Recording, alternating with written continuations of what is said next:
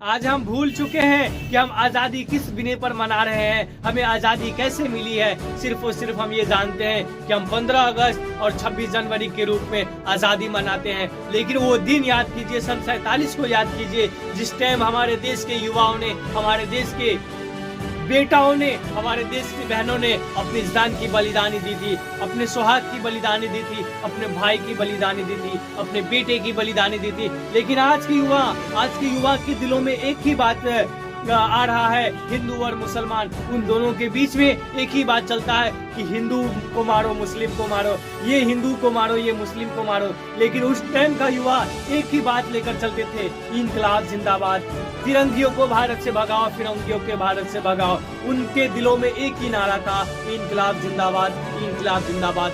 लेकिन आज के युवाओं के दिल में एक ऐसी नारा है, एक ऐसी बदले की भावना है जो हिंदू और मुसलमान करता है। लेकिन मैं पूछना चाहता हूं भारत के युवाओं से, भारत की जनताओं से, भारत की पब्लिकों से, क्या आपको पता है कि सन 47 में क्या हुआ था? सन 47 में हमारे देश के युवाओं ने, हमारे देश के नेताओं ने किस तरीके से गुलामी की जंजीरों को तोड़ा है, किस तरीके से सन 47 से पहले जो हमारा देश जो है वर्षों अंग्रेजों की गुलामी की है, उसके अंदर में किस तरीके से हम भारतीयों पर अत्याचार किया जा रहा था। क्या आपको पता है? ये आपको पता नहीं होगा। लेकिन आप बड़े ही शान से, बड़े ही खुशियों के साथ गणतंत्र दिवस के रूप में मनाने के लिए हर साल इकट्ठा हो जाते हैं। लेकिन सबसे पहले आपको सोचना चाहिए कि जिस तरीके से हम गणतंत्र दिवस और स्वतंत्र दिवस मनाते हैं, हम किस बिने पर मनाते हैं, हमें मनाने का क्या रूलिंग होता है, क्या रूलिंग होता है, क्या सद्भावना होता है। हम इसी तरीके से गणतंत्र दिवस और स्वतंत्र दिवस मनाते हैं कि हिंदू और मुसलमान करें?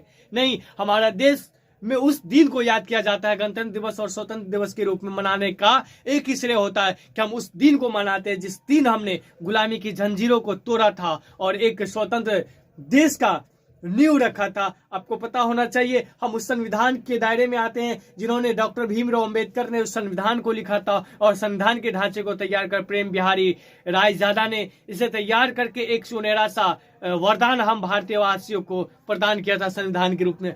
लेकिन आज के युवा जो है अश्लीलता को बढ़ावा दे रहे हैं, फिल्मी गाने को बढ़ावा दे रहे हैं। लेकिन उस दौर के युवा अपने देश को बढ़ावा दे रहे थे, अपनी संस्कृति को बढ़ावा दे रहे थे। लेकिन आज के युवा में एक ही बात होती है, हिंदू और मुसलमान।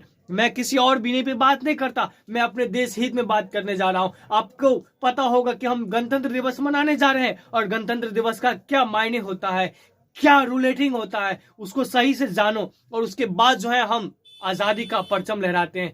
कभी आपने देखा होगा कई जगहों से कई नए मामले सामने आ जाते हैं, किसी को ये तक नहीं पता होता है कि राष्ट्र सलामी का श्लोक क्या होता है, राष्ट्रीय ध्वज का सम्मान क्या होता है, राष्ट्रीय ध्वज क्या होता है। लेकिन बड़े ही शान से नेता बनकर झंडा उत्तोलन करने के लिए चले जाते हैं। बड़े शर्म की बात है, हम लोगों ने उन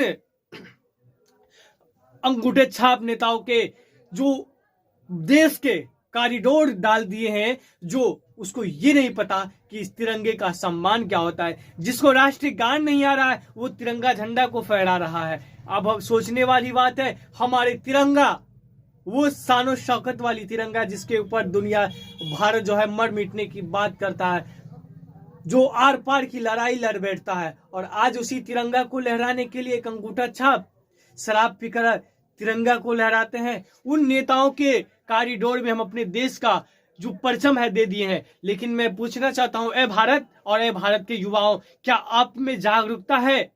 आपके ऊपर क्या, आप जो है जिस देश में रहते हैं उस देश की जिम्मेदारी आपके कंधों पर है या नहीं है? ये नहीं कि हम अगर खाकी वर्दी में हो जाए तो अभी हम देश का सेवा कर लें।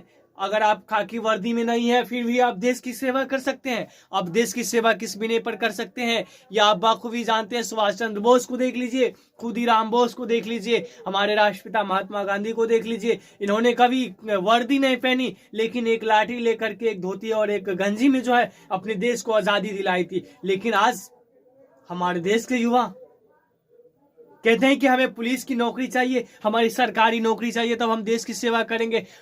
नौकरियों से पहले ही आपको देश का सेवा करना होगा। अगर देशभक्त आपको प्रस्तुत करना होगा तो जरूरी नहीं कि आप पुलिस फोर्स में रहे, सरकारी नौकरी में रहे तभी आप देश की सेवा करेंगे। आप देश की सेवा उस बिने पर भी कर सकते हैं, आप नौकरी में नहीं रहकर भी आप अपने देश का सेवा कर सकते हैं। अपनी जानो माल का जो है एक हिस्सा अपने देश के लिए कुर्बान कर सकते हैं। अब देखिए हमारा देश भारत है, दैट इज इंडिया है भारत।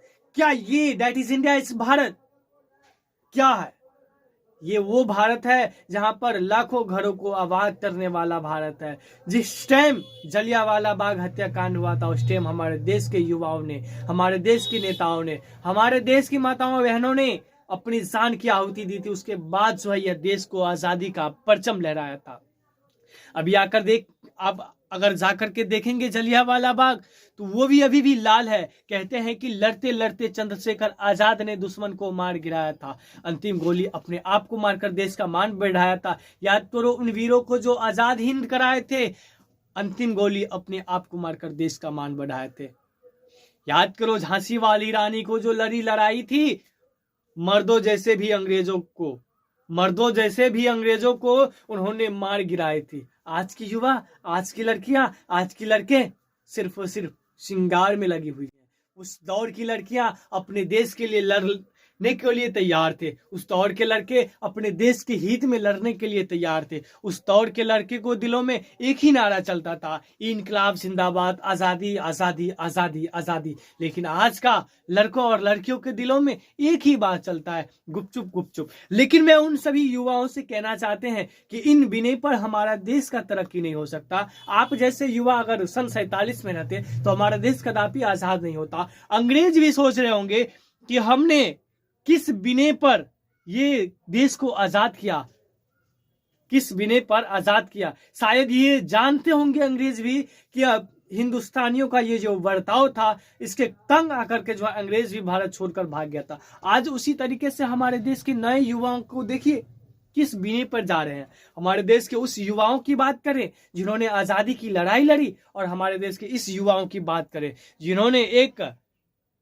दूसरे पायदान पर हैं और वो पहले पायदान पर थे जो देश की आजादी के लिए लड़े, और ये एक दूसरे पायदान पर हैं जो देश की बर्बादी के लिए ये लोग लड़ रहे हैं। आपस में हिंदू और मुसलमान करने में लड़े हैं। मेरे देश प्रेमियों, आपको आगे आना है और देश के लिए एक अलग जगाना है। देश में सच्चाई के लिए आवाज उठानी है और देश के प्रोन्नति के लिए हमें आगे बढ़कर आना है। हम युवाओं को आगे आना है और हमें एक अच्छे सरकार को चुनना है। हम उन सरकार को भी चुनेंगे जो हमारे देश के लिए उन्नति करे। आज हमारा देश कर्ज तले दबे जा रहा है, आज हमारा देश कर्ज तले दबे जा रहा है। आजादी से लेकर अब तक जो हमारे देश के ऊपर में इतने कर्ज आ गए हैं जो हर युवा उसे सधा नहीं सकता। लेकिन मैं पूछना चाहता हूँ, ये कर्ज कैसे आए, किस बिने पर हमारे देश को इतने कर्जे हुए, ये कोई नहीं सोचता। सिर्फ और सिर्फ नेता अपना जेब भरना चाहते हैं और हिंदू मुसलमान को लड़ाना चाहते हैं। लेकिन हम युवाओं को आगे आना है और अपने देश के लिए एक लड़ाई लड़नी है और एक अच्छे नेता का चयन करना है। मैं किसी पार्टी का विरोध नहीं कर रहा, न मैं किसी पार्टी का जो सपोर्ट कर रहा हूं। मैं एक सच्चे देशभक्त के लिए और सच्चे देशभक्ति का प्रमाण पेश कर रहा हूं, जो किस तरीके से हमारे देश का उन्नति हो और हमारे देश का युवा बेरोजगार से बचे और हमारा देश जो है एक अच्छा देश बनकर विकसित भारत बने। हमें ये नहीं चाहिए कि हमारा देश कर्ज तले डूबे जा रहे हो और हम विश्व गुरु बनने जा रहे हैं। हमारा देश के ऊपर में इतना कर्ज चढ़ चुका हो और हम विश्व गुरु बनने जा रहे हैं, विश्व का सबसे प्रथम देश बनने जा रहे हैं। लेकिन ये हमें कोई फायदा नहीं। जब हमारे देश के ऊपर में 1 रुपया कर्ज नहीं होगा तब हम विश्व गुरु बन सकते हैं। जब हमारे देश के ऊपर में कोई आर्थिक संकट नहीं होगा तब हम विश्व गुरु बन सकते हैं। जब हमारे देश में कोई तंगी नहीं होगा तब हम विश्व गुरु बन सकते हैं। और जब हमारे देश के ऊपर में कर्ज रहेगा, आर्थिक स्थिति कमजोर रहेगी, हमारे ऊपर कर्ज है, हमारे देश में किसी भी तरीके का सहूलियतें नहीं हो, तब हम विश्व गुरु बनने से कोई फायदा नहीं। हमें सबसे पहले अपने देश का आर्थिक स्थिति को सुधारना होगा। हमारे देश के अंदर जो कर्ज है उस कर्ज को हमें सधाना होगा, तब जाकर के हमारा देश विकसित देश बनेगा और हमारी आर्थिक जो है स्थिति जो है मजबूत हो पाएगी हमारे देश की। लेकिन इस सब के बिना पर कौन है, इसका जिम्मेदार कौन? हम युवा हर एक चीज पर टैक्स भरते हैं, हर एक चीज पर टैक्स भरते हैं, फिर भी हमारे देश के ऊपर में इतना कर्ज क्यों? पूछना चाहता है भारत के युवाओं, क्या अपने देश में इस तरीके का बात कब तक चलता रहेगा? कब तक आपका देश जो है ये कर्ज तले दबे रहेगा? तो आपको आगे आना है और अपने देश के लिए एक कदम बढ़ाना है। अगर हमारी बात से सहमत है तो आप लोग एक बार कमेंट में जय हिंद जरूर लिखिएगा। तब तक के लिए विदा लेते हैं। जय हिंद, जय भारत।